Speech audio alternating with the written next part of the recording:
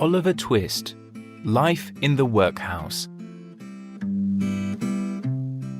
Life in the workhouse was very hard and the boys were always hungry.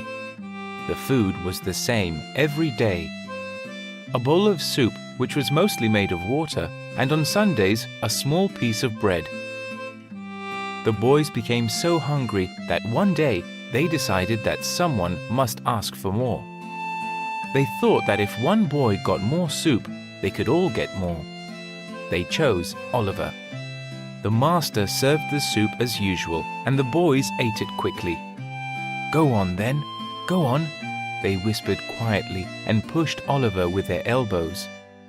Oliver was afraid, but he stood, picked up his bowl and walked slowly to the master.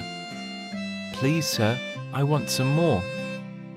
The master couldn't believe his ears. He looked at Oliver's pale, thin face and his empty bowl. "What?" "Please, sir, I'm hungry. I haven't had enough to eat.